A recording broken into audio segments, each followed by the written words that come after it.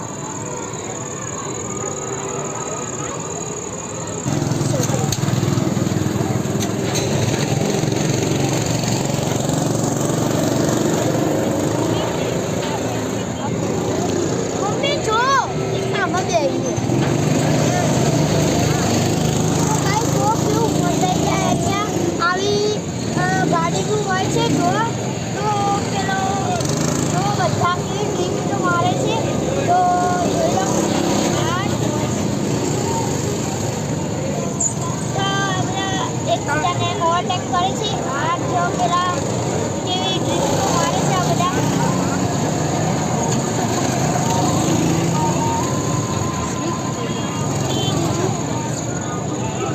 ના 30 રૂપિયા છે એન્ટ્રી ટિકિટ ના 30 રૂપિયા તો છે। ગાઈસ એન્ટ્રી ટિકિટને 30 રૂપિયા છે। હજી અંદર જે ગેમો રમશું એની કૂપન કે જે કોઈન આવે એવું કશું મળશે ન કે કાર્ડ મળશે જે આનું નામ હશે એ। તો આપણે જોઈશું। હજી હું પહેલી વખત જ આવ્યો છું તો આજે આપણે બધું જોવાનું છે। આપણે એન્ટ્રી લઈ લઈએ।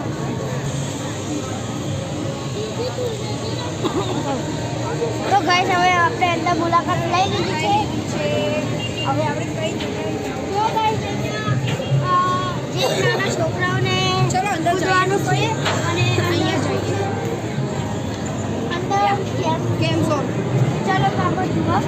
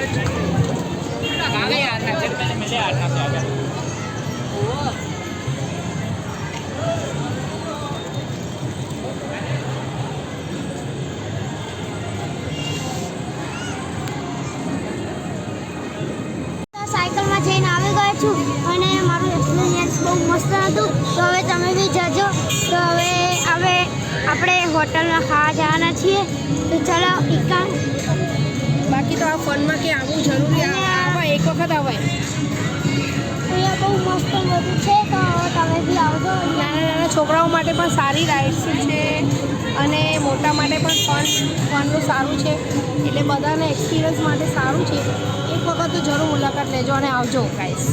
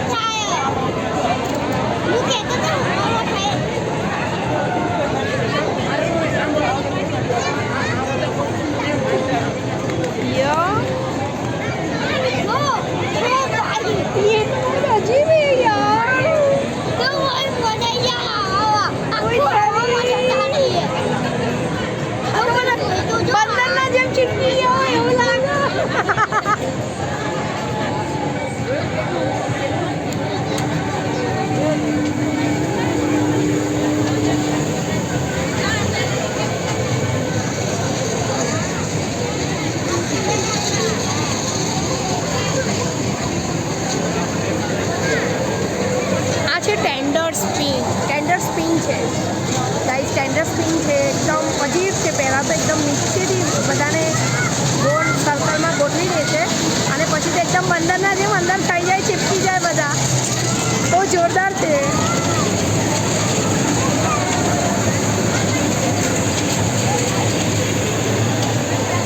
Tender spin. અને આ છે એમેઝિંગ પેરિસ. જો આપણા ઇન્ડિયામાં જ પેરિસ છે. મસ્ત લુક છે એકદમ. ઇન્ડિયામાં જ પેરિસ છે. જોઈ લીધું તમે?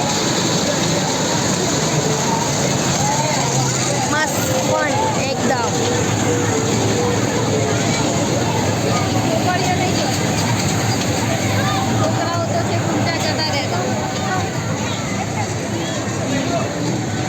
તો ગાઈસ એમાં તો બધાને એવું લાગે છે કે તમે જેમ અંદર બેસો ને તો ચોંટી જાઓ ને એવું લાગે. બધા એવું કહે છે. એક્સપિરિયન્સ બધાને એવો છે. એટલે આપણે તો બેસવાનો કોઈ વિચાર થતો નથી. આપણને તો બીક લાગે ભાઈ. તો ગાઈસ હવે અમે ત્યાંથી એડવેન્ચર ત્યાંથી અમે નીકળી ગયા હતા અને અહીંયા અમે ડિનર કરી દીધો છે. તો પેટ મસ્ત ફૂલ થઈ ગયું છે. તો હવે ઘરે જવાનો ટાઈમ થઈ ગયો છે. તો હવે ઘરે જશું અને અમે આજે આહુકારમાં આવ્યા હતા ખાવા. મસ્ત હતું. તો તમે બી અહીંયા મુલાકાત કરજો. તો હવે આપણે ઘરે જશું. તો બાય. તમને આ બ્લોગ ગમે તો લાઈક શેર અને સબસ્ક્રાઈબ કરજો અને કોમેન્ટ કરવાનું ભૂલતા નહીં અને ફોલો પણ કરજો. ફોલો બી કરવાનું ભૂલતા નહીં. તો બાય.